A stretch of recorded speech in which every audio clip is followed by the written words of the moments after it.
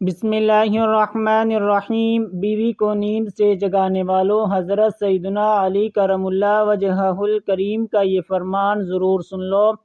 اسلام نے شوہر کی متعین فرمائی اور بیوی کی حد بھی مقرر فرمائی۔ اگر دونوں اپنی حدود میں رہ کر زندگی گزار سکتے ہیں تو زندگی پرسکون اور بے حد خوشگوار گزر سکتی ہے۔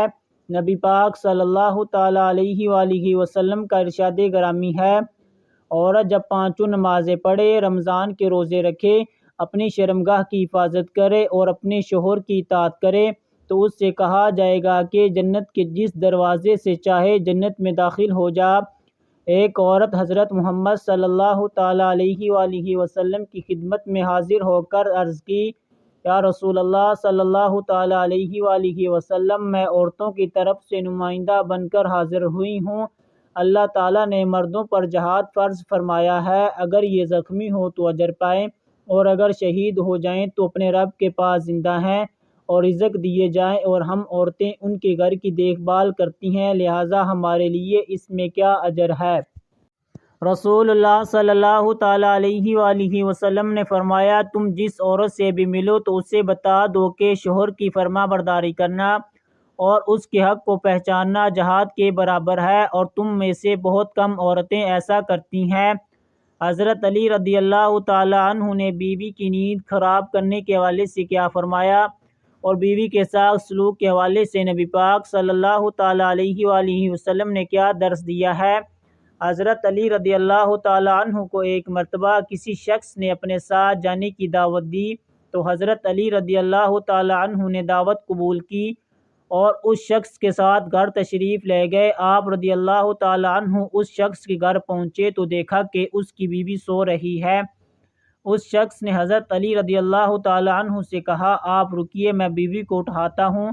تو آپ رضی اللہ تعالیٰ عنہ نے اس شخص کو منع فرمایا کہ اپنی بیوی کو مت جگاؤ، کیونکہ مومن کا سونا بھی عبادت ہے اور عبادت میں خلل پیدا نہیں کرنا چاہیے۔ تمہیں معلوم نہیں ہے کہ تمہاری بیوی ابھی تھک کر آرام کرنے لیٹی ہو اور تم اسے اپنی آسائش کے لیے اسے جگا دو، یہ مناسب نہیں ہے۔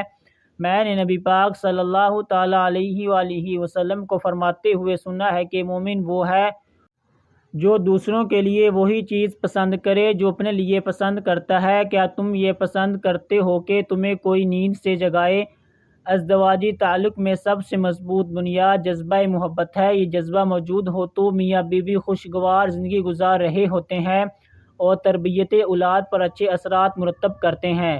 اعلیٰ حضرت امام اہل سنت حضرت امام احمد رضا خان بریلوی علیہ رحمۃ الرحمن ارشاد فرماتے ہیں، عورت کا اپنے شوہر کے لیے گہنا زیور پہننا، بناؤ سنگار کرنا باعث اجر عظیم اور اس کے حق میں نماز نفل سے افضل ہے۔ بعض صالحات یعنی نیک بیویاں کے خود اور ان کے شوہر دونوں صاحب اولیاء کرام سے تھے، ہر شب بعد نماز عشاء پورا سنگار کر کے دلہن بن کر اپنے شوہر کے پاس آتی، اگر انہیں اپنی طرف حاجت لاتی حاضر رہتی، ورنہ زیور و لباس اتار کر مصلی بچھاتی اور نماز میں مشغول ہو جاتی۔ معلوم ہوا کہ نیک بیویاں بھی اپنی شوہر کی رضا و خوشنودی اور ان کی حق کی ادائیگی کے لیے خود کو سنوارتی اور ظاہری زینت کا اہتمام کرتی تھیں۔ افسوس ہمارے معاشرے کی خواتین نے شاید ان نیک سیرت بیویوں کا کردار فراموش کر کے مخالف راستہ اختیار کر لیا۔ اب خواتین کا بناؤ سنگار فقط بازاروں اور ایسی تقریبات میں جانے پر منحصر ہوتا ہے جن میں پردہ داری کا اہتمام نہیں کیا جاتا۔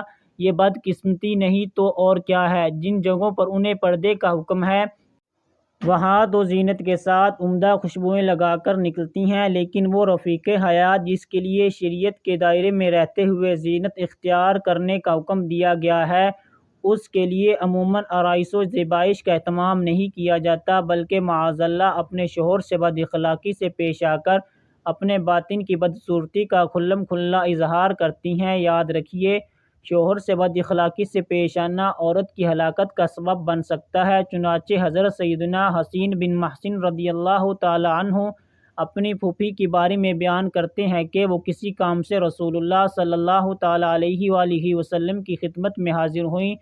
جب رسول اللہ صلی اللہ تعالیٰ علیہ وآلہ وسلم ان کی حاجت پوری فرما چکے تو ارشاد فرمایا، کیا تم شوہر والی یعنی شادی شدہ ہو؟ انہوں نے عرض کی جی ہاں۔ فرمایا تم خدمت کے اعتبار سے شوہر کے لیے کیسی ہو؟ عرض کی جو کام میرے بس میں نہ اس کے علاوہ میں ان کی خدمت میں کوتاہی نہیں کرتی۔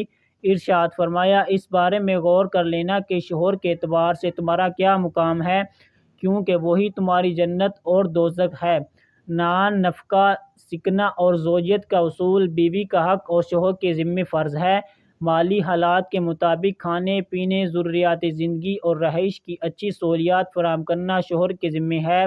حضرت عائشہ صدیقہ رضی اللہ تعالی عنہا نے بیان کیا کہ رسول اللہ صلی اللہ تعالی علیہ وآلہ وسلم نے ارشاد فرمایا تم میں سب سے اچھا وہ ہے جو اپنے گھر والوں کے لیے اچھا ہو، اور میں اپنے گھر والوں کے لیے تم سب سے اچھا ہوں۔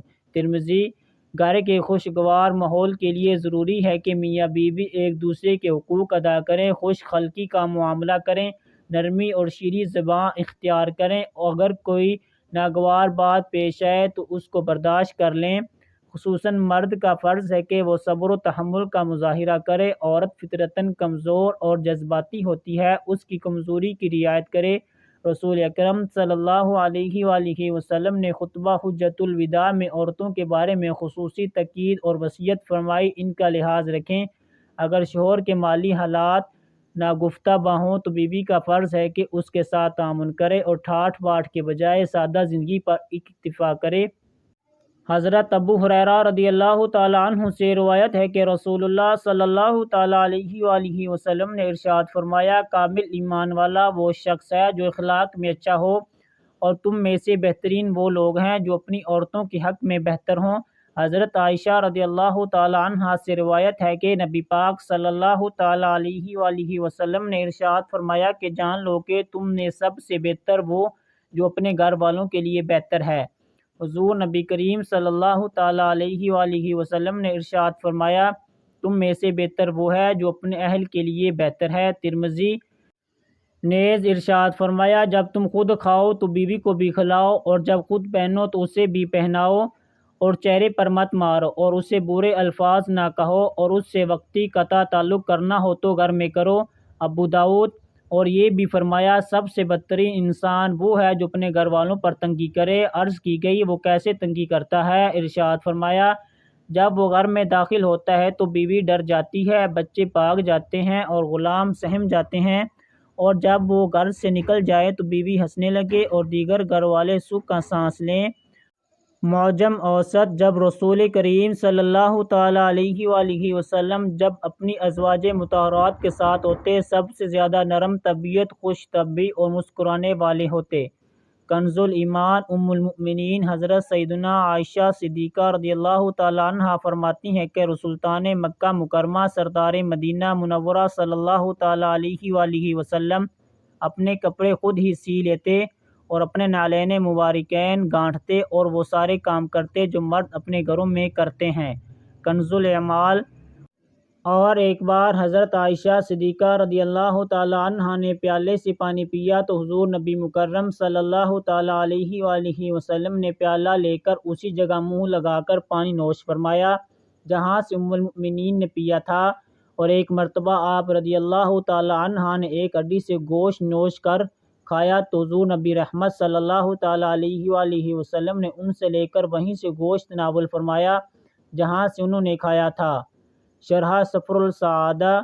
چنانچہ شوہر کو ایسا ہونا چاہیے کہ وہ بیوی کو دین کی بنیادی باتیں سکھائے یا اس کا اہتمام کرے، اس کے ساتھ حسن و سلوک سے پیش آئے، نرمی کے ساتھ گفتگو کرے، ممکن ہو تو گھر کے کام کاج میں اس کا ہاتھ بٹائے، جیسا خود کھائے ویسا اسے کھلائے، اس سے برے الفاظ نہ کہے، اس کے عیب چھپائے۔ کسی کو اپنی بیوی سے جنگ رہتی تھی۔ اس کے ایک دوست نے پوچھا کہ تیری بیوی میں خرابی کیا ہے؟ وہ بولا کہ تم میرے اندرونی معاملات پوچھنے والے کون ہو؟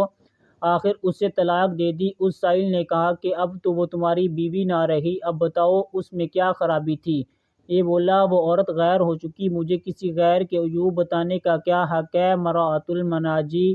مزید یہ ہے کہ شوہر کو چاہیے کہ بیوی کی لغزشوں غلطیوں سے درگزر کرے اور لڑائی جھگڑا نہ کرے، چھوٹی چھوٹی باتوں پر بیوی کو حکم دیتے رہنا، مثلاً یہ اٹھا دو، وہ رکھ دو، فلاں چیز ڈھونڈ کر لاؤ وغیرہ، سے بچنا اور اپنا کام اپنے ہاتھ سے کر لینا گھر کو امن کا گہوارہ بنانے میں مدد دیتا ہے۔ نیز اپنے چھوٹے چھوٹے کاموں کے لیے بیوی کو نیند سے جگا دینا، کام کاج اور جھاڑو پوچھے کے دوران آٹا گوندھتے ہوئے، نیز درد سر، نزلہ یا دیگر بیماریوں کے ہوتے ہوئے ان کو کام کے آرڈر دیے جانا گھر کے ماحول کو خراب کر سکتا ہے۔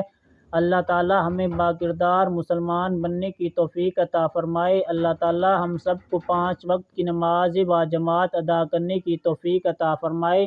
اللہ تعالیٰ میری کمی پیشی کو معاف فرمائے۔ اللہ تعالیٰ میرا کہنا اور آپ کا سننا قبول فرمائے۔